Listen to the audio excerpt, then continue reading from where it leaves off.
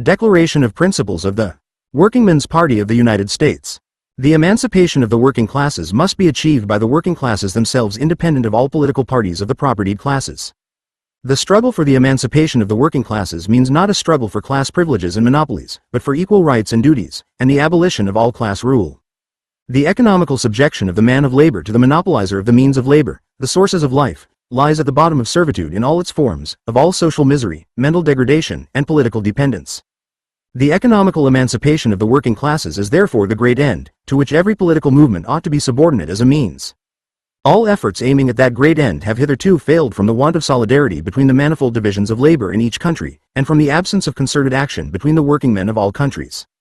The emancipation of labor is neither a local nor a national, but a social problem embracing all countries in which modern society exists, and depending for its solution upon the practical and theoretical concurrence and cooperation of the most advanced countries. For these reasons, the Workingmen's Party of the United States has been founded. It enters into proper relations and connection with the workingmen of other countries.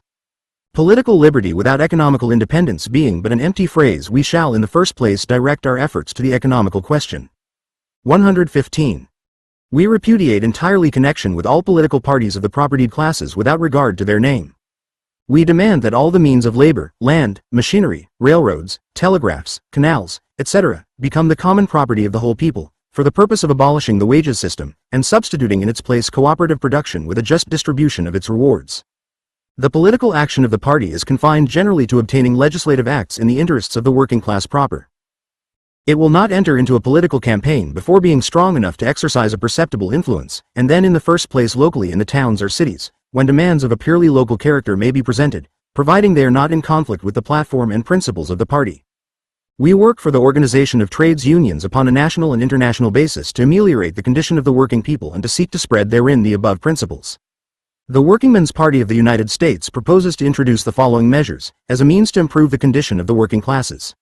1. 8 hours for the present as a normal working day, and legal punishment of all violators. 2. Sanitary inspection of all conditions of labor, means of subsistence and dwellings included. 3. Establishment of bureaus of labor statistics in all states as well as by the national government. The officers of these bureaus to be taken from the ranks of the labor organizations and elected by them. 4. Prohibition of the use of prison labor by private employers. Prohibitory laws against the employment of children under 14 years of age in industrial establishments. 6. Gratuitous instruction in all educational institutions. 7. Strict laws making employers liable for all accidents to the injury of their employees. 8. Gratuitous administration of justice in all courts of law. 9. Abolition of all conspiracy laws. 10. Railroads, telegraphs, and all means of transportation to pass into the hands of and to be operated by the government.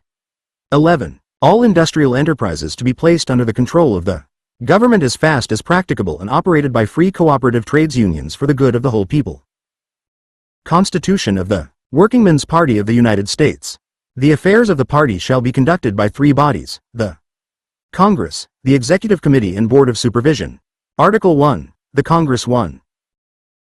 At least every 2 years a Congress shall be held, composed of the delegates from the different sections that have been connected with the party at least 2 months previously and complied with all their duties. Sections of less than 100 members shall be entitled to 1 delegate, from 100 to 200 to 2 delegates and to 1 more delegate for every additional 100. See also 11, 4d, and 2, 4.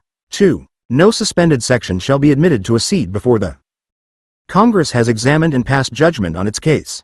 It shall, however, be the duty of every Congress to put such cases on the order of business and dispose of them immediately after the election of its officers. 3. The Congress defines and establishes the political position of the party, decides finally all differences within the party, appoints time and place of the next Congress and designates the seat of the Executive Committee and of the Board of Supervision. 4. The entire expenses of the Congress as well as the mileage and salary of the delegates shall be paid by the party and provided for by a special tax to be levied 6 weeks before the Congress meets. Before the year 1880, however, no mileage will be paid beyond the 36th degree of northern latitude, nor beyond the 95th degree of western longitude, Greenwich. 5. All propositions and motions to be considered and acted upon by the Congress shall be communicated to all sections at least 6 weeks previously. See also 2.3f. 2. 4. IV. 7. V. 6, and Press Regulation. Number 19. 2. The Executive Committee 1. The Executive Committee shall consist of 7 members and shall appoint from its own midst 1 corresponding secretary, 1 recording secretary, 1 financial secretary and 1 treasurer. A. The EC shall be elected by the sections of the place designated as its seat, and vacancies shall be filled in the same way. 2. The EC shall hold office from one Congress to the ensuing one. 3. The duties of the EC shall be A. To execute all resolutions of Congress and to see that they are strictly observed by all sections and members. B. To organize and centralize the propaganda. C. To represent the organization at home and abroad. D. To entertain and open relations with the workingmen's parties of other countries. 9. To make a quarterly report to the sections concerning the state of the organization and its financial position. F. To make all necessary preparations for the Congress as well as a detailed report to the same on all party matters. 4. Rights and powers of the EC. 0. The EC, with the concurrence of the Board of Supervision, may refuse to admit to the organization individuals and sections as well as suspend members and sections till the next Congress for injuring the party interests. B. In case of urgency, the EC may make suitable propositions, which propositions shall become binding if approved of by a majority of the members of the party within 2 months. 0. The EC has the right to establish rules and regulations for the policy to be observed by the party papers, to watch their course, and in cases of vacancy to appoint editors pro tempore. D. The EC may send the corresponding secretary as delegate to the Congress. The delegate will have no vote and shall be prohibited from accepting any other credentials. 5. The salary of the party officers is fixed by the BC with the concurrence of the Board of Supervision. See also IV. 6. V2. V. 4. 7. 2. 7. 13. And the Press Regulations No. 3, 4, S. 8, LL. 13 and 17. 6. The corresponding secretary shall copy all documents and writings issued by the EC, place on file all communications received, and keep a correct record thereof. He shall receive a proper salary. 7. The financial secretary shall keep and make out the lists of sections and members, receive and record all monies and hand them over to the treasurer, taking his vouchers therefor. 8. The treasurer shall receive all monies from the financial secretary, pay bills and honor all orders of the EC, after they are countersigned by the corresponding secretary and one more member of the EC, make a correct report on the state of the treasury to the EC in every meeting and to the whole organization every 3 months, and give security to an amount fixed by the EC. 9. The reports of the treasurer must be examined in a regular meeting of the EC, and endorsed by the same. 3. The Board of Supervision L. The B.S. Board of Supervision shall consist of 5 members to hold office and to be elected in the same way as the EC. C. 11. 2. And 2. 1. A. 2. The duties of the B.S. shall be A. To watch over the action of the EC, and that of the whole party, to superintend the administration and the editorial management of the organs of the party, and to interfere in case of need. B. To adjust all differences occurring in the party within 4 weeks after receiving the necessary evidence, subject to the final decision of Congress. CI 3. C. To make a detailed report on its actions to the Congress. 3. In case of urgency, the 8.8 may suspend officers and editors till the meeting of the next Congress, such suspension to be submitted at once to a general vote, the result of which shall be made known within 4 weeks thereafter. See also 2. 4. A. And 2. 3. 4. The B.S. is entitled to send 1 delegate to the Congress under the same conditions as the EC. C. 11. 4. D. See also V2. V. 4. And Press Regulations 3, 7, 16, and 17. IV. Sections 1, 10, 10. Persons speaking the same language and being wages laborers shall be entitled to form a section, provided they acknowledge the principles, statutes, and Congress resolutions, and belong to no political party of the propertied classes. They shall demand admission from the BC by transmitting the dues for the current month, and their list of members, the latter to contain the names, residences and trade of the members, and to show their condition as wages laborers. 2. At least 3/4 of the members of a section must be wages laborers. C. 7, 12. 3. There shall be no more than 1 section of the same language in one place, which may meet in different parts of the town or city for the purposes of an active propaganda. Business meetings shall be held once a month. 4. Every section is responsible for the integrity of its members. 5. Every section is required, A. To make a monthly report to the EC, concerning its activity, membership and financial situation. B. To entertain friendly relations with the trades unions and to promote their formation. C. To hold regular meetings at least once every 2 weeks.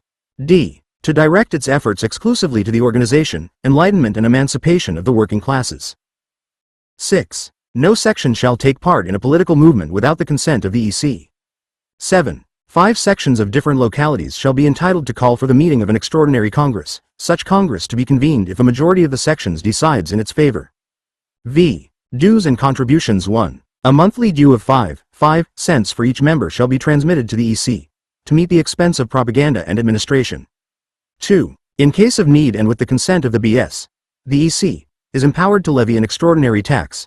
See also I-4, 7, 10, and 7, 11. V. General Regulations 1.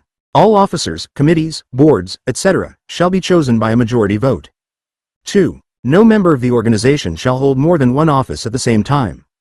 3. All officers, authorities, committees, boards, etc. of the organization may be dismissed or removed at any time by a general vote of their constituencies, and such general vote shall be taken within 1 month from the date of the motion to that effect, provided, however, that said motion be supported by not less than 1/3 of the respective constituents. 4. Expulsion from one section shall be valid for the whole organization if approved of by the EC, and by the BS.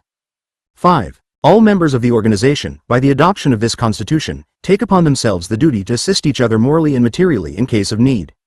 6. The Congress alone has the right of amending, altering or adding to this Constitution, subject to a general vote of all sections, the result of which shall be communicated to the EC, within 4 weeks. 7. Local Statutes 1. Every section shall choose from its ranks 1 organizer, 1 recording secretary, 1 corresponding secretary, 1 financial secretary, 1 treasurer, and 2 members of an auditing committee. 2. All these officers shall be elected for 6 months, and the EC shall take timely measures to make the elections of newly formed sections correspond with the general elections of the whole party. 3. The organizer conducts the local propaganda and is responsible to the section. The organizers of the various sections of one locality shall be in constant communication with each other in order to secure concerted action. 4. The secretary is charged with the minutes and the correspondence. 5. The financial secretary shall keep and make out the list of members, sign the cards of membership, collect the dues, hand them over to the treasurer, and correctly enter them. 6. The treasurer shall receive all monies from the financial secretary and hold them subject to the order of the section. 7. The auditing committee shall superintend all books and the general management of affairs, and audit all bills. 8. All officers shall make monthly reports to the section. 9. A chairman is elected in every meeting for maintaining the usual parliamentary order. 10. The monthly dues of each member shall be not less than 10 cents, 5 cents of which shall be paid to the EC, CV, and 1, 4. 11. Members being in arrears for 3 consecutive months shall be suspended until fulfilling their duties, always excepted those who are sick or out of work. 12. Persons not belonging to the wages class can only be admitted in a regular business meeting by a 2/3 vote, CDL, and 2. 13. The result of every election within the section must be at once communicated to the EC. Regulations concerning the press of the party 1. The Labor Standard and the Arbeiterstimme of New York, and the Vorbote of Chicago are recognized as organs and property of the party. 2. The press, i.e., the organs, shall represent the interests of labor, awaken and arouse class feeling amongst the workingmen, promote their organization as well as the trades union movement, and spread economical knowledge among them. 3. The editorial management of every one of the above papers is entrusted to an editor, appointed either by Congress or by the EC. And 8.8. Jointly, said editor to receive an appropriate salary. 4. Whenever needed, assistant editors will be appointed by the BC, with the advice and consent of the chief editor. 5. The chief editor is responsible for the contents of the paper and shall be guided in matters of principle by the Declaration of Principles of the party, in technical and formal matters by the regulations of the EC. See Constitution 2, 4, circa. 6. Whenever refusing to insert a communication from a member of the organization, the editor shall make it known to the writer thereof directly or by an editorial notice, when appeal may be made to the EC. 7. The editor shall observe strict neutrality towards all differences arising within the party, till the 8.8, and the Congress have given their decision. 8. For every one of the above 3 papers there shall be elected at their respective place of publication 3 council of administration of 5 members who jointly with the EC shall appoint and remove the business manager and his assistants. 9. The CA, Council of Administration, shall be chosen for 1 year in the first week of August of every year.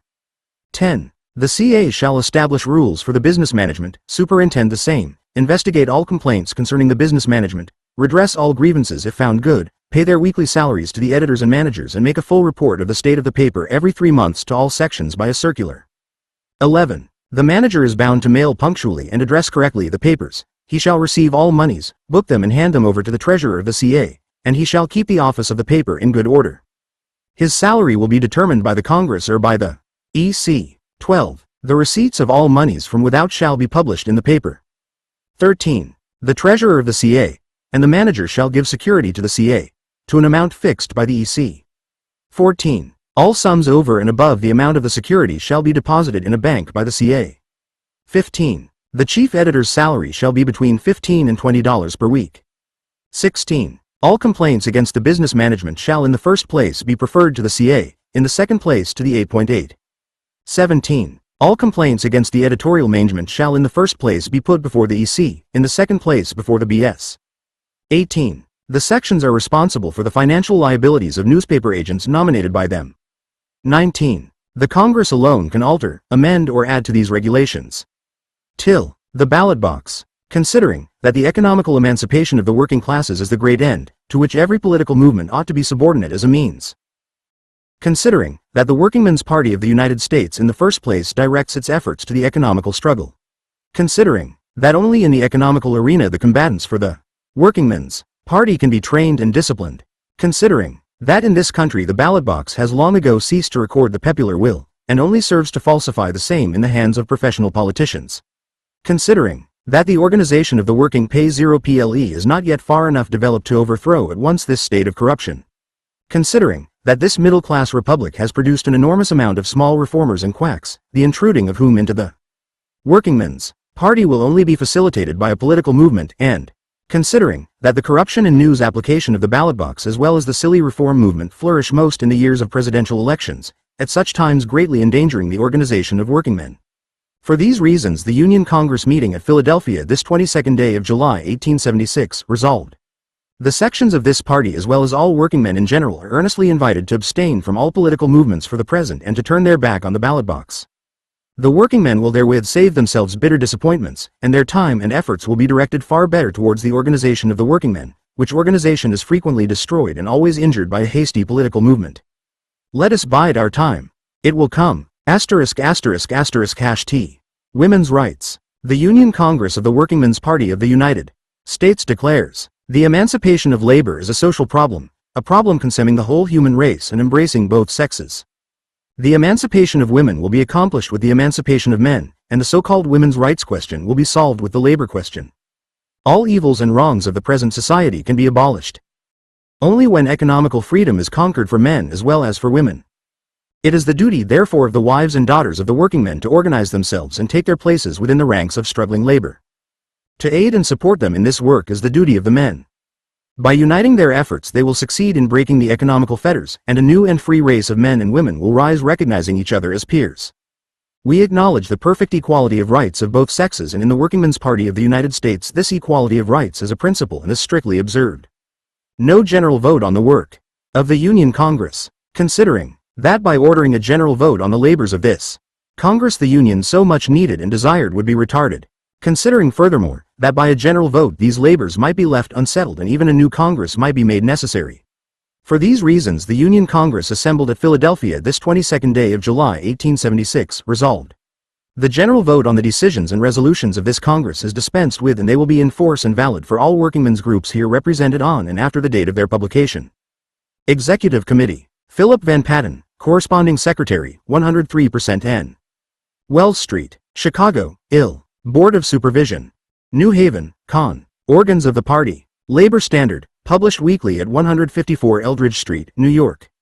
At 60 CTs, per quarter, $2 per year. In the German language, the Arbeiterstimme, published weekly at L54 Eldridge Street, New York, 65 CTs, per quarter. The Vorbote, published weekly at 124 S. Franklin Street, Chicago, 65 CTs, per quarter. Notes. Preface 1. It has been claimed that the Social Party of New York City, organized in 1868, when the Marxists and Lassalleans combined, was the first Marxist party in the United States. But after a setback in the local election of 1868, the Social Party dissolved. Its program, moreover, reflected more of a Lassallean than a Marxist outlook. Hermann Schlieder, Die Internationale in Amerika. Ein Beitrag zur Geschichte der Arbeiterbewegung in den Vereinigten Staaten, Chicago, 1918, pp. 84-87. Paul Blaine describes the Workingmen's Party of the United States as the first Marxist-influenced political party in North America, pioneers of American socialism. The Workingmen's Party of the United States, 18,761,877, Graduate History Research Paper, University of Pittsburgh, 1978. This is true, but it does not go far enough. The platform of the Workingmen's Party of the United States, with one exception, was the product of the Marxist delegates to the founding convention. Moreover, it was largely the work of Friedrich A. Sorge, the father of American socialism, a man whom both Marx and Engels regarded as their disciple in the United States, and to whom they entrusted the operation of the International Workingmen's Association, the First International, when its General Counsel was transferred to the United States in 1872. Chapter I. Prologue 1. Engels remarked with characteristic modesty that his role had been to play second fiddle to the genius of his friend Marx. Actually, it was Engels who had been the first to establish contact with the labor movement. Reminiscences of Marx and Engels, Moscow, N.D. Page 192. Kenneth Lapides, Karl Marx and Frederick Engels. Writing. E. on the Labor Movement, Introd. Unpub. Ms. in possession of author, page 3. Between 1851 and 1861 a total of 487 articles appeared in the New York Tribune under Marx's authorship. Of these, 32 are included in Henry M. Chrisman, ed. The American Journalism of Marx and Engels. A selection from the New York Daily Tribune, New York, 1966. Though appearing over Marx's name, many were actually written by Engels, including 8 of those in Chrisman's volume. See also, Morton Borden, Some Notes on Horace Greeley, Charles Dana and Karl Marx, Journalism. Quarterly, 34, 1957, 457-85, and William Harlan Hale, When Karl Marx Worked for Horace Greeley, American Heritage, 8, April, 1957, 20-25. For Weidemeyer's life and activities, see Karl Obermann, Joseph. Weidemeier, Pioneer of American Socialism, New York, 1947, and for his role in the U.S. labor movement, see Philip S.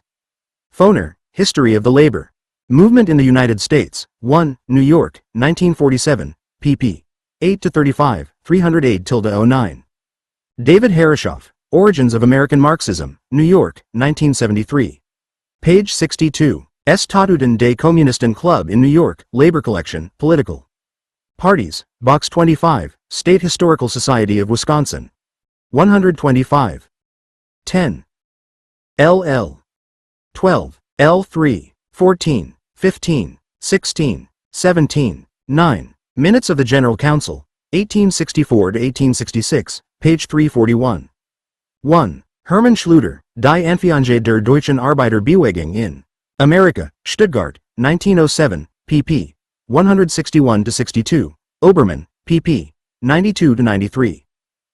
Several scholars have argued that since the Communist Club emphasized free thinking and put the battle against supernaturalism first among its objectives, only listing later the demand for the abolition of private property, that it was not a Marxist organization.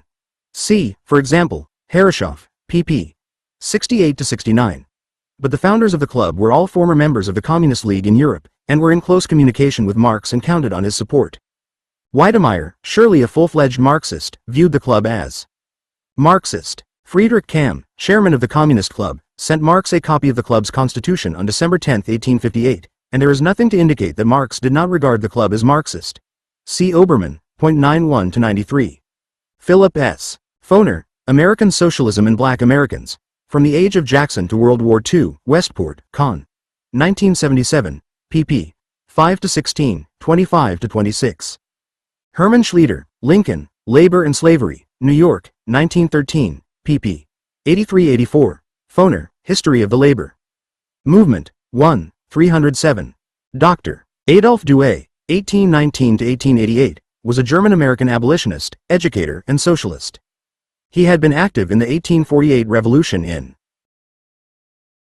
Germany, taught in Russia, and then emigrated to Texas, where he established an anti-slavery newspaper, the San Antonio Zeitung. Driven out because of his anti-slavery views, he came to Boston and New York, helped to launch the kindergarten movement in the U.S., and edited the Arbeiter Union until 1870. Friedrich Adolf Sorge, 1827-1906, German-American socialist, music teacher by profession, who fought in the Baden Uprising of 1849, and emigrated to the U.S. in 1852, joined the New York Communist Club in 1858, and actively corresponded with Marx and Engels after he became a Marxist. Philip S. Foner, Marx's Capital in the United States, Science and Society, 31, Fall, 1967, 461-66. Philip S. Foner, Friedrich Adolf Sorge, father of modern socialism in America, in Friedrich A. Sorge's labor movement in the United States. A History of the American Working Class from Colonial Times to 1890. ed.8 Philip S. Foner and Brewster Chamberlain, Westport, Con. 1977, p. Morris Hillquit, History of Socialism in the United States, 1903, RPT. New York, 1971, page 178. Samuel Gompers, 70 Years of Life and Labor, 1, New York, 1925, page 87. In a letter to Engels, Gompers described himself as a student of your writings and those of Marx and others in the same line. Philip S. Foner, Samuel Gompers to Frederick Engels. A Letter, Labor History, 11, Spring, 1970, 207-11. Under Dewey's editorship, the Arbeiter Union published excerpts from Das Kapital and chapters from Kellogg's New Monetary System in the same issue. For Marx's dismissal of Edward Kellogg's currency reform ideas, see Foner, Sorge, page 11. Karl Marx, A Biography, Dresden, 1968, page 296. Saul K. Potover, ed. Karl Marx, 0N The First International, New York, 1973, page XIV.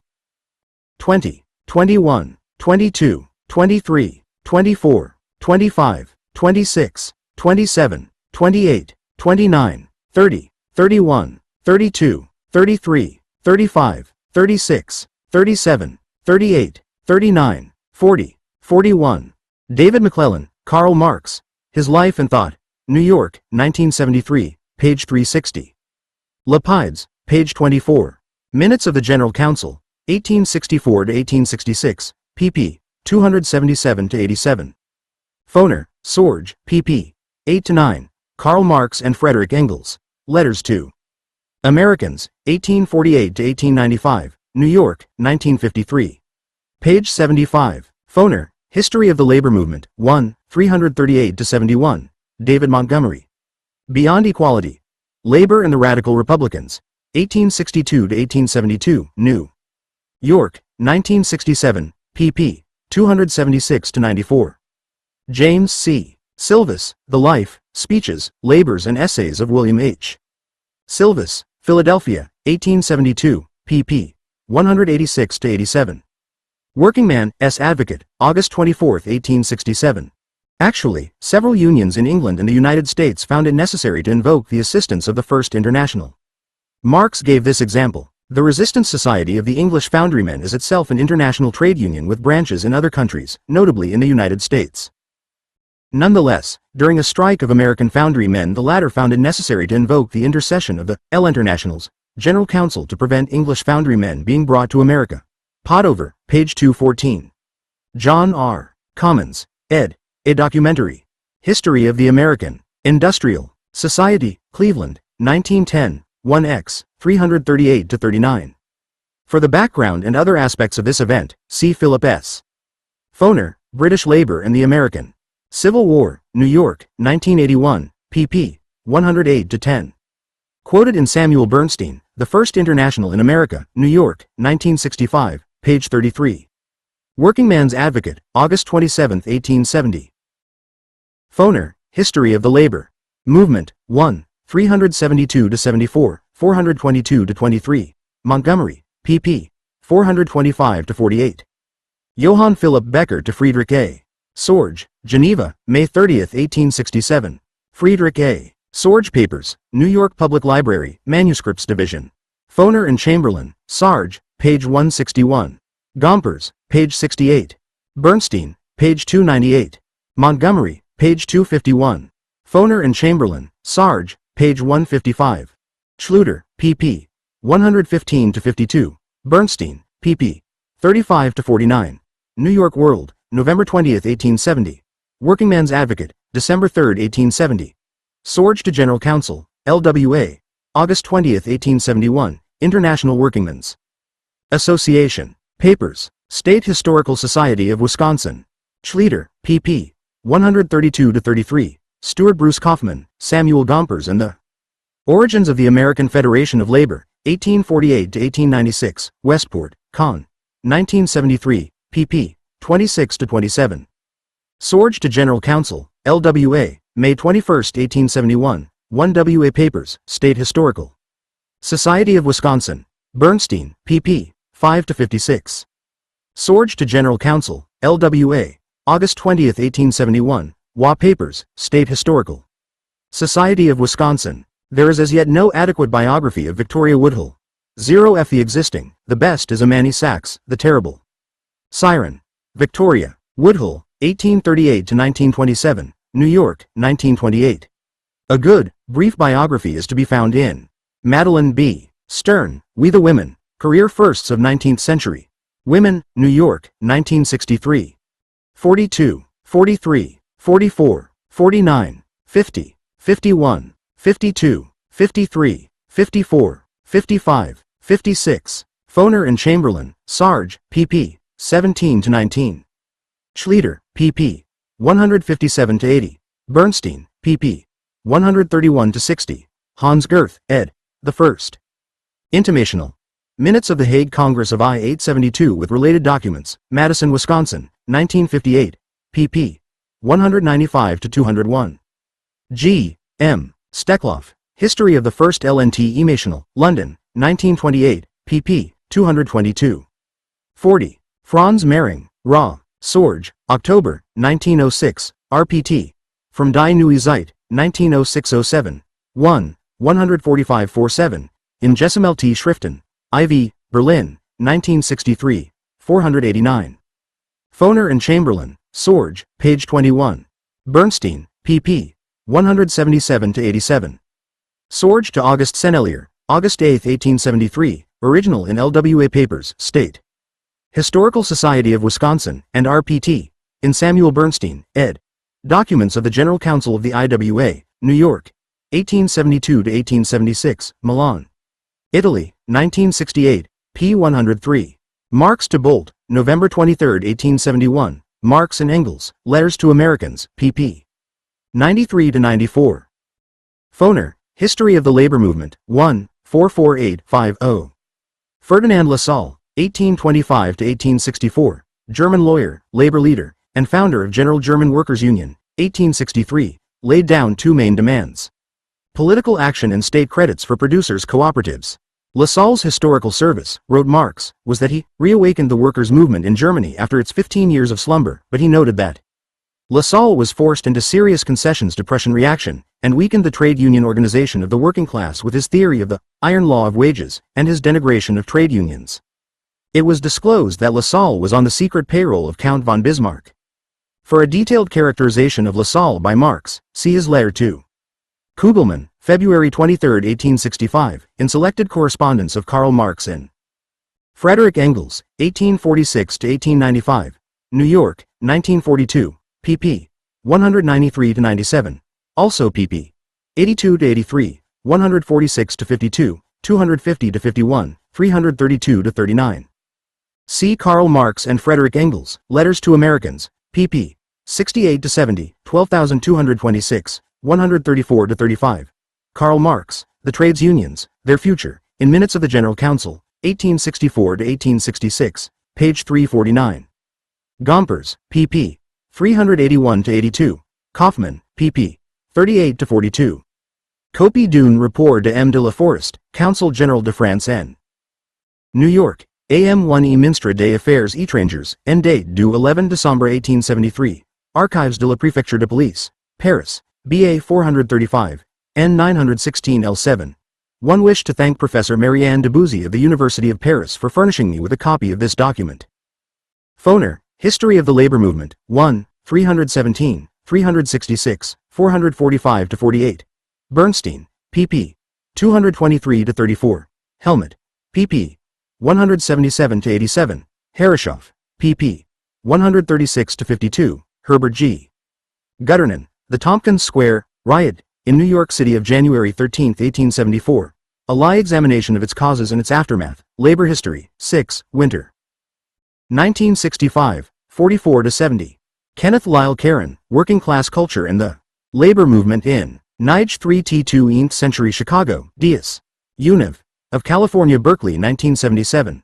P. Samuel Bernstein. American Labor in the Long Depression, 1873 to 1878. Science and Society, 20, Winter, 1956, 59 to 83. National Labor Tribune.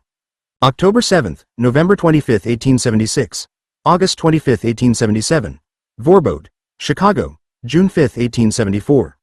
Gompers, page 131. 57, 58, 59, 60, 61. John R. Commons ed. A1. History of Labor in the United States, New York, 1918. 2, 168 to 69.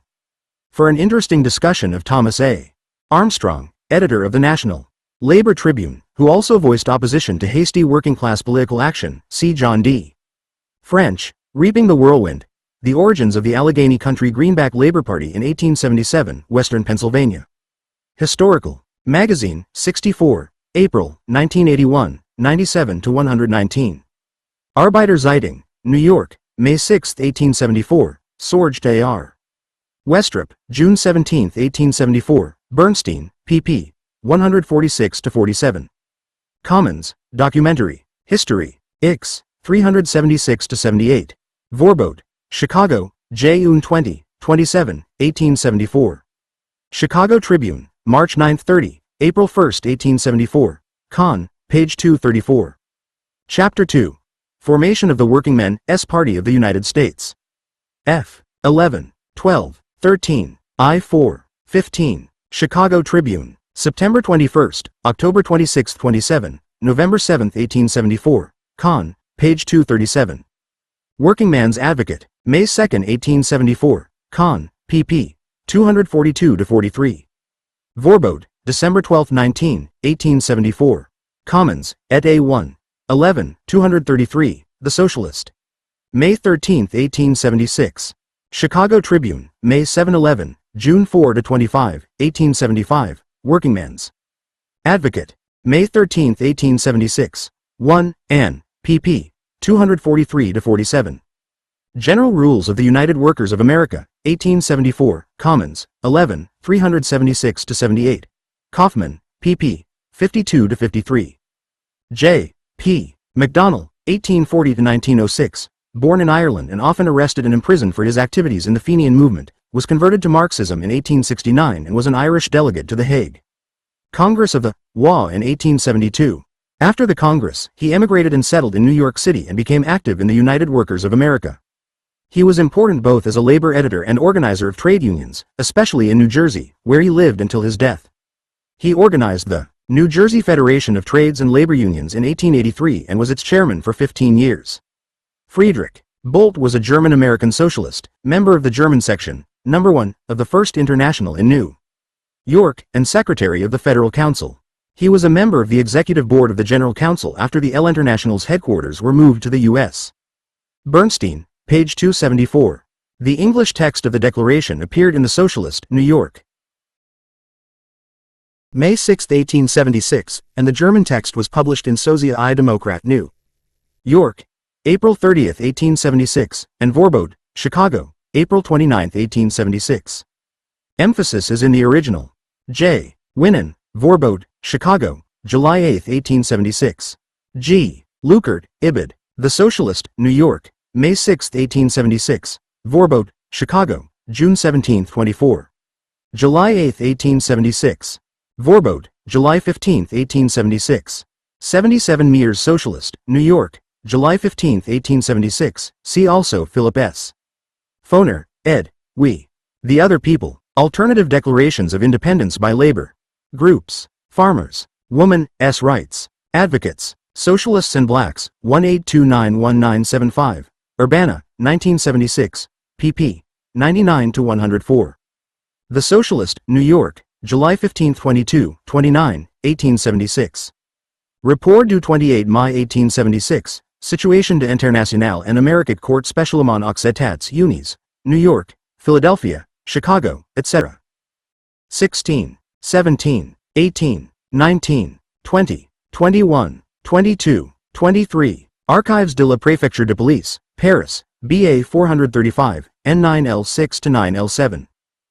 The French government's relief was all the greater since in an earlier report it had been given the alarming news that, at the present time, the International has in the Americas about 1,400,000 members, of whom the Germans comprised about 115,000 members, and that the American International is very rich. This memorandum, dated April 24, 1876, is in the same archives of the Paris police. For a discussion of the French trade union delegation, see Philip S. Foner, The French Trade Union Delegation to the Centennial of 1876, Science and Society, 40, Spring, 1976, 3-26. International Arbeiter Association, Verhandlungen der Delegierten Konferenz zu Philadelphia, 16 July 1876. New York, 1876, pamphlet. The English translation of the final declaration is from Morris Hillquit, History of Socialism in the United States. For another translation, see Bernstein, 282. Gtto. Weidemeyer, son of Joseph Weidemeyer, pioneer American Marxist, was active in the movement in St. Louis but then moved to Pittsburgh where he agitated among workers in heavy industry. He translated extracts from the Capital of Karl Marx, first published in the Labor Standard between December 30, 1877, and March 10, 1878, and later issued as a pamphlet, which offered Americans a useful introduction to the basic ideas set forth in Volume 1 of Capital. Conrad Conzet, a Chicago trade unionist, opposed Lassallean emphasis on political action and sought to achieve the organization of workers on an economic basis. In April 1874, the Lassallean editor of Vorbode, Karl Klinge, was retired, and Conzet, a member of the International, was elected in his place. Conzet, a printer by trade, had migrated from Germany to the U.S. in 1859. Adolf Strasser, 1851-1910, was born in Austria-Hungary and emigrated to the U.S. around 1871. He became a cigar maker and helped organize New York cigar makers excluded from membership in the Cigar Makers International Union of America. With Samuel Gompers he played a leading role in the United Cigarmakers and was elected international president of the Cigar Makers International Union of America in 1877, serving until 1891. Strasser helped organize the Social Democratic Workingmen's Party of North America, and founded the American Federation of Labor in 1881. Peter J. McGuire, 1852-1906, born in New York City, became an apprentice woodjoiner and joined the International Workingmen's Association. Influenced by German-American socialists, he joined the Lassallean movement. After he broke from Lassalleanism, he organized the Brotherhood of Carpenters and Joiners and supported the principles of pure and simple trade unionism. He drafted the call for the convention that set up the American Federation of Labor, in which he was an active figure. He is known as the Father of Labor Day, but this is contested by those who favor Matthew Maguire, a member of the Socialist Labor Party and a New Jersey trade unionist. The membership figures and discussion of the Unity Congress are based on the manuscript copy of the official proceedings of the Union Congress. Held at Philadelphia, July 19-22, 1876, Labor Collection, 13A, Box 2. State Historical Society of Wisconsin. A summary of the proceedings appeared in The Socialist, New York, July 29, August 5, 1876. Philip S. Foner, ed. The Formation of the Workingmen's Party of the United States. Proceedings of the Union Congress held at Philadelphia. 24, 25, 26. July 9-22, 1876, American Institute for Marxist Studies, Occasional Paper. Number 18, New York, 1976. Ibid. For protests over the suspension of the ratification procedure, see Labor Standard, August 12, 1876. The Labor Standard in an editorial criticized the protesters for seeking to disrupt the new party. This long-desired and much-needed union has been achieved and no man but an enemy will raise voice or pen against it. The Socialist, New York, August 12, 1876. Chapter 3. Organization, Education, and Growth. P.T. LL. L3. 14, 15. 16, 17, 18, 19, 20, 21. Labor Standard, August 12, 19, 1876. Labor Standard, August 29, September 16, 1876. Labor Standard, September 16, 1876 and thereafter. RPT. In Foner and Chamberlain, Sarge. Labor Movement in the United States, pp. 299-310. Ibid. Adolphe Douay. Better Times, New York, 1877.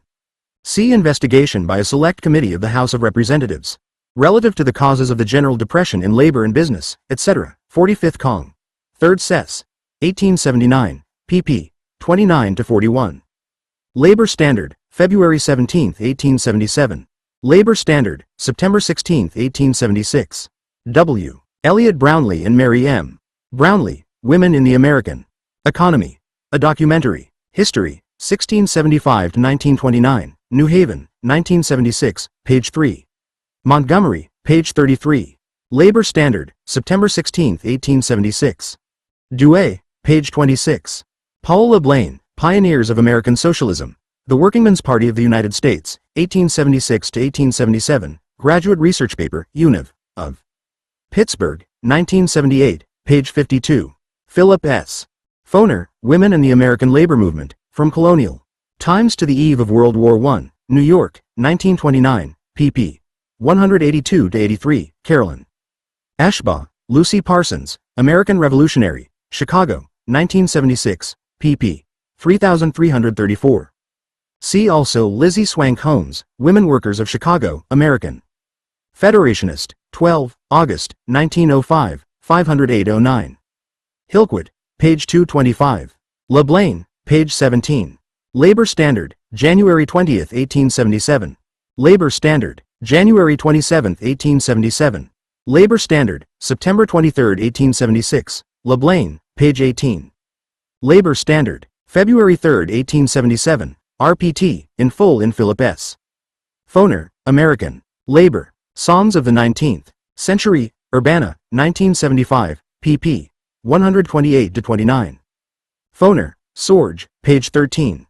In 1867, the NLUA adopted one of the most advanced appeals to white workingmen for black-white unity in American history. Written by Andrew C. Cameron, it went in part, Negroes are 4 million strong and a greater proportion of them labor with their hands than can be counted among the 22, 23, 24, 25, 26, 27, 28, same number of any other people on earth. Can we afford to reject their proffered cooperation and make them enemies? By committing such an act of folly we would inflict greater injury upon the cause of labor reform than the combined efforts of capital could accomplish. Capitalists North and South would foment discord between the whites and blacks and hurl one against the other as interest and occasion might require to maintain their ascendancy and continue the reign of oppression. What is wanted is for every union to help inculcate the grand ennobling idea that the interests of labor are one, that there should be no distinction of race or nationality, no classification of Jew or Gentile, Christian and infidel, that there is one dividing line, that which separates mankind into two great classes, the class that labors and the class that lives by others' labor. The address of the National Labor Congress to the Workingmen of the United States, Chicago, 1867, for efforts made by the NLU to implement this resolution, and the ultimate defeat of such efforts by racism in the labor movement, see Philip S. Foner, Organized Labor and the Black Worker, 1619-1981, New York, 1982, pp. 20-46. Foner, Sorge, page 13. Foner, American Socialism and Black Americans, page 44. Neither G.M. Steckloff in History of the First International, London, 1921. Nor Hermann Schluter, in Die Internationale in America, mention the Negro. Samuel Bernstein's The First International in America has two references. For the First International in the United States and Blacks, see Foner, American Socialism and Black Americans, pp. 37-42, 307-09. Foner, History of the Labor Movement, I, 395, Harold M. Barron, The Demand for Black Labor, Historical Notes on the Political Economy of Racism, Cambridge, Mass., 1971, pp. 12-13. W.E.B. Du Bois, Black Reconstruction in America, 1860-1880, New York, 1935, pp. 359-65, Kenneth M. Stamp, The Era of Reconstruction, 1865-1877, New York, 1965, pp. 172-73, c. Van Woodward, Reunion and Reaction, The Compromise of 1877 and the End of Reconstruction, Boston, 1951. The reference is to the struggles of the Nez Perce and Sioux people. Sitting Bullism refers to the Indian victory on the Little Big Horn, where General George Armstrong Custer and his men were defeated and killed on June 25, 1876. Sitting Bull, who led the Sioux in the victory, and some of his followers escaped to Canada. C. D. Brown, Bury My Heart at Wounded Knee, An Indian History of the American West, New York, 1972, pp. 9-13, 299-302. See also LeBlanc, pp. 19-20. Workingman's Advocate, August 27, 1870, New National. Era and Citizen, Dec. 18, 1873. For Clark's career as a pioneer black educator, C.L.S. Easton, The Colored Schools of Cincinnati, in Isaac M. Martin, ed. History of the Schools of Cincinnati and Other Educational Institutions, Public and Private, Cincinnati, 1900, pp. 181-88. Foner, American Socialism and Black Americans, pp. 45-57, Herbert G. Gutman, Peter H. Clark. Pioneer Negro. Socialist, 1877, Journal of Negro Education, 20, Fall, 1965, 400-17. The Sovereigns of Industry was founded in January, 1874, by Edward Martin Chamberlain, 1835-1892, member of an English-speaking section of the First International in Boston, as a means of abolishing the wage system. Chamberlain outlined his system in his book, The Sovereigns of Industry, Boston, 1875. The Sovereigns mainly operated cooperative stores. The total membership in 1875-76 was said to be 40,000, of whom 75% were in New England. The organization was dead by 1878. 29, 30, 31, 32, 33, 34. Gutman, page 414. Cincinnati Commercial, November 27, 1875. Cincinnati Commercial, June 17 and 26, 1876. Cincinnati Commercial, December 11, 1876. Cincinnati Commercial, March 27, 1877. The Emancipator, Cincinnati, March 31, 187-2. Chapter 4. The Great Debate LL. 12, 13, 14. Foner and Chamberlain, page 200. Labor Standard, September 30, 1876. Labor Standard, September 9, 16, 23, 30, 1876. Labor Standard, September 9, 30, October 21, 1876. McGuire has been described by one labor historian as a good and devout Lasallian, a man who was basically opposed to trade unionism in this period. Robert A. Christie, Empire in Wood, A History of the Carpenters Union. LTHACA, NY, 1956, pp. 102-03.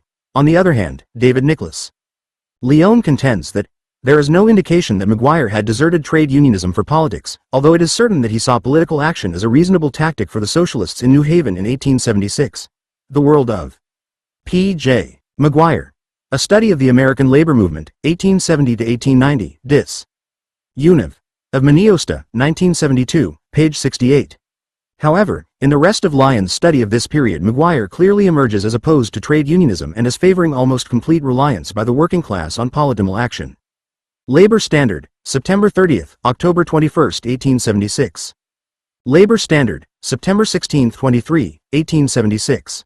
Labor Standard, October 21, 1876.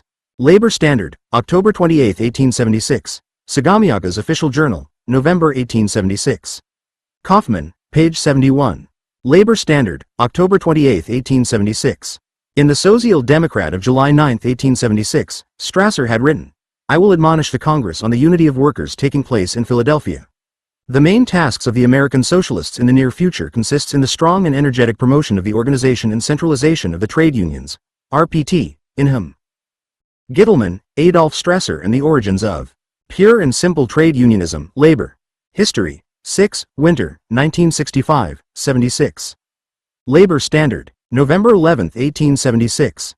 Labor Standard, November 18, 1876. Labor Standard, November 25, 1876. For a discussion of the Greenback Party, see Irwin Unger, The Greenback Era. A Social and Political History of American Finance, 1865 to 1879, Princeton, N.J., 1969. Robert Sharkey, Money, Class, and Party, An Economic Study of the Civil War and Reconstruction, Baltimore, 1959, and Foner. History of the Labor Movement, 1, 476 to 78. Labor Standard, November 25, 1876. Labor Standard, November 18, 25, 1876. Labor Standard, November 25, 1876. Labor Standard, January 27, 1877. Labor Standard, January 13, 1877. Labor Standard, September 16, November 18, 1876, January 6, 13, 27, April 7, 14, 21, 1877. 21, 22, 23. David Kronberg's 3 articles, Labor, Real and Idea, appeared in the issues of April 7, 14, 21, 1877. For a summary, see Kaufman, pp. 74-76. In 2 graduate seminar papers at the University of Pittsburgh, Department of History, Beyond the Myth of Marxists vs. Lassalleans in America, and Pioneer Socialists in America, the Workingmen's Party of the United States, 1876-1877, Paul LeBlain argues that the whole concept of a conflict between Marxists and Lassalleans in the Workingmen's Party of the United States is a myth, and he would rather that historians speak of pro-electoral and anti-electoral factions. But it turns out, as his discussion proceeds, that he has simply covered up the actuality by giving it another name. LeBlain, for example, uses McGuire's letters to the Labor Standard in which he reported on strikes and trade union activity in New Haven as proof that he was not a Lassallean and did not espouse Lassallean doctrines. But he ignores his letters in which political action is the main weapon of the working class and only lip service is given to the ideas of organizing workers into trade unions. The fact that McGuire later changed, and became a leading pure and simple trade union leader in the American Federation of Labor does not obscure the fact that he was a Lassallean at the time of the WPUS. This is not to say that all of the elements in the Lassallean faction were anti-trade union, but it is clear that they submerged whatever interest they had in trade unionism in their enthusiasm for immediate political activity. What LeBlain overlooks is that the debate between the 2 groups took place in a particular period in U.S. labor history when, to use McDonnell's expression, the necessities of the hour did call for concentration of all energies to the task of rebuilding the trade unions shattered by the Great Depression, and to establishing new unions. LeBlain quotes a statement by Marx in 1850 to support electoral action, and implies that under no circumstances, therefore, should Marxists have abstained from electoral activity. But the period of the Great Debate was precisely a period which required such temporary abstention. LeBlain insists that what the 2 factions disagreed over was really the question of what were the chances of getting elected. He thus minimizes the significance of one of the most important issues confronting the American workers of the period. No recent articles in scholarly journals which show that a basic conflict between Lassallean and Marxist socialists did exist are John D. French, Reaping the Whirlwind, The Origins of the Allegheny County Greenback Labor Party in 1877, Western Pennsylvania Historical Magazine, 64, April 1981, 106-21, and Kenneth Phones Wolfe, Boston 8-Hour Men, New York Marxists and the Emergence of the International Labor Union. Preludes to the AFL, Historical Journal of Western Massachusetts, 9, June, 1981, 7-57. Labor Standard, September 30, December 30, 1876. The Emancipator, March 31, 1877. Among the points stressed in the city platform were opposition to farming out of prison labor to private contractors, the demand for the immediate purchase of the gasworks, organization of a sanitary commission, whose duty it shall be to oversee the tenement houses of the city, and as far as the laws of the state will permit, prevent unjust ousters from being executed and extortionate rents from being collected for tumble-down tenement houses, municipal ownership and operation of the street railroad companies, and creation by the city of employment for the unemployed laborers of the city, by a system of public improvements. 24, 25, 26, 27, 28, 29, 31. Labor Standard, January 6, 13, June 16, 1877. Labor Standard, January 20, 27, February 24, April 14, 1877. Foner, History of Labor Movement, I, 453. Arbeiterstimme, New York, June 17, 1877. Labor Standard, July 14, 1877. Albert Parsons, 1848-1887, was a self-taught intellectual and worker who came from a notable New England family. After settling in the South, he became a Confederate soldier during the Civil War, but after the war, actively supported Negro rights and radical Reconstruction in Texas. His wife Lucy, a woman of Indian, Spanish, and black ancestry, was also active in this cause. In 1873, when the radical regime in Texas was overthrown, they fled to Chicago to escape the wrath of the Ku Klux Klan. It was there that Albert, now a printer, became active in the Typographical Union. Albert and Lucy Parsons both became socialists in 1874, and later, when they were convinced that force, not political action, was the route to socialism, they both turned to anarchism. Chicago Tribune, July 5, 1877. Carl Klinge was the Lassallean editor of Vorbote when it was founded in 1874. He was replaced by Conrad Conzetti, a member of the International, but continued as a force for Lassalleanism in the Chicago socialist movement. Chicago Times, July 5, 1877. Kahn, pp. 248-49. David Montgomery, Labor and the Republic in Industrial America, 18,601,920, Mouvement Social, France. 111, 1980, 207.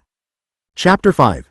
The WPUS and the Great Labor Uprising of I-8771. For detailed accounts of the railroad strikes of 1877, see J.A. Dacus, Annals of the Great Strikes, Chicago, 1877, and Robert V. Bruce, 1877, Year of Violence, Indianapolis, 1959. For a detailed account of the strike in one city, see David T. Burbank, Reign of the Rabble, The St. Louis General, Strike of 1877, New York, 1966. For general accounts of the strikes, see Commons et al. History of Labor in the United States, 11, 185-91, Foner.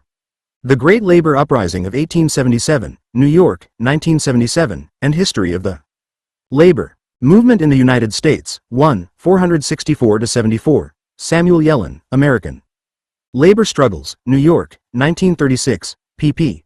3-38, Jeremy Brecker, Strike, San Francisco, 1972, pp. 1-24, Philip A.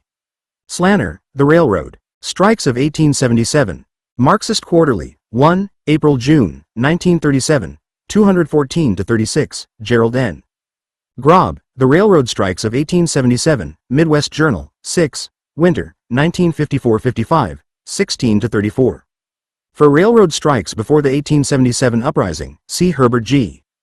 Gutman, Troubles on the Railroads in 1873-1874, Prelude to the 1877 Crisis, Labor History, 2, Spring, 1961, 202-28. V. Poor's Manual for Railroads, for 1877, 1878-1879. Commercial and Financial Chronicle, July 14, 1877, page 30. August 11, 1877, page 126. August 18, 1877, page 149. Harper's Weekly, 17. November 1, 1873, 963, Railroad Gazette. 9. August 10, 1877, page 365. Railroad Wages, Nation, 25. August 16, 1877, 99. Baltimore American, July 18, 20, 1877. Baltimore American, July 18-20, 1877. Baltimore Sunday, July 18-21, 1877.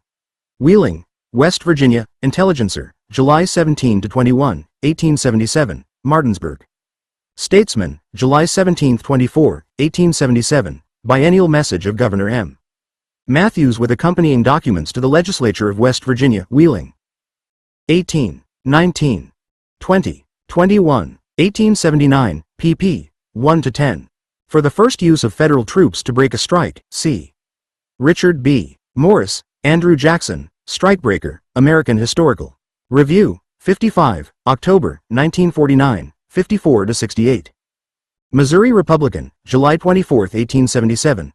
Chicago Tribune, July 25, 1877. Baltimore Sunday, July 20, 1877. Yellen, page 12. Report of the Committee to Investigate the Railroad Riots in July, 1877, Harrisburg, 1878, Foner, The Great Labor Uprising of 1877, pp. 55-78. James A. Henderson, The Railroad Riots in Pittsburgh, Western Penn. Historical Magazine, 40, July, 1928, 193-97, Terrence V. Powderly, 30 Years of Labor, Columbus, Ohio, 1889, 201. Foner, The Great Labor Uprising of I-877, pp. 103-05. Allen Pinkerton, Strikers, Communists, Tramps and Detectives, New York, 1878, pp. 79-88. Foner, The Great Labor Uprising of 1877, pp. 103-05.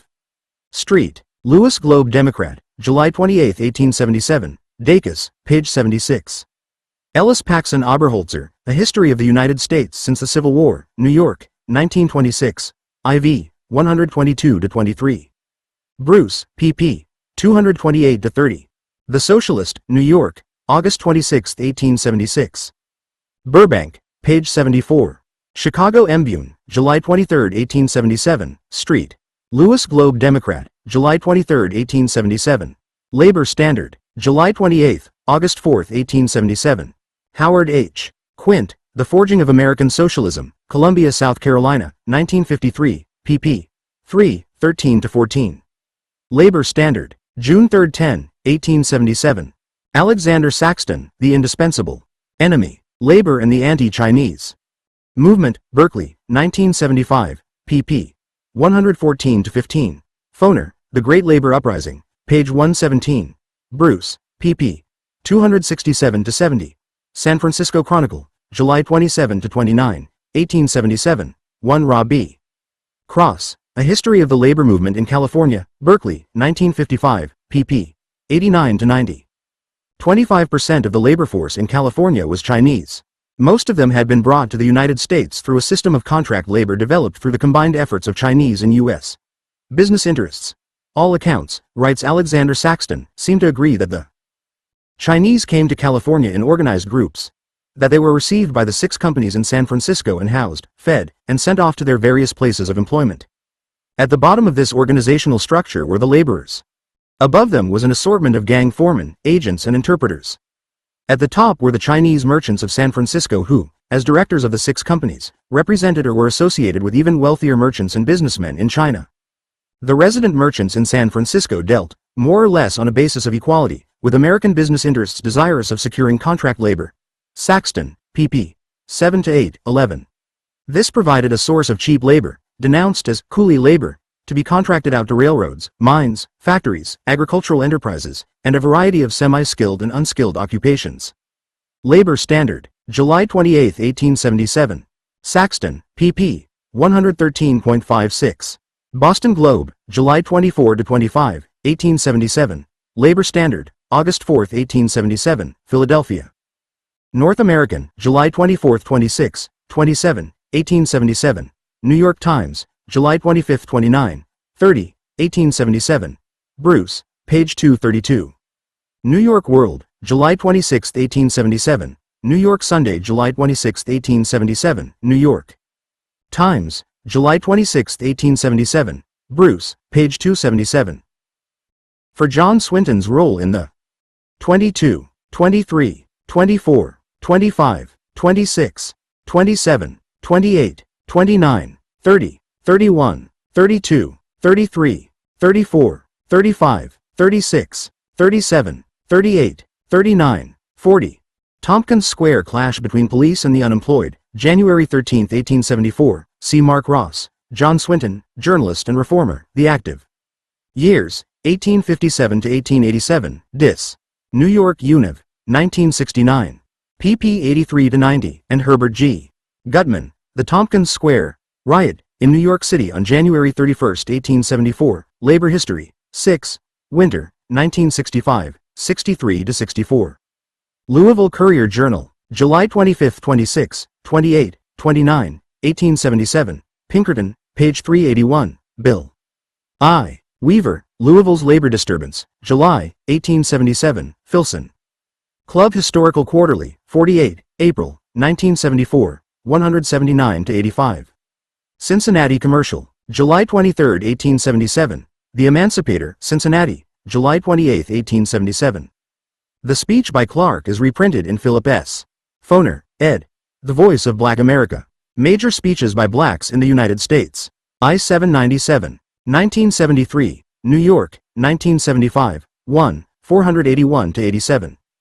Extracts may be found in Herbert G. Gutman, Peter H. Clark. Pioneer Negro Socialist, 1877, Journal of Negro Education, 34, Fall, 1969, 413-18. Peter H. Clark, principal of the Colored High School in Cincinnati, was probably the first American Negro Socialist. He was a Republican until 1877, when, disillusioned with the Republican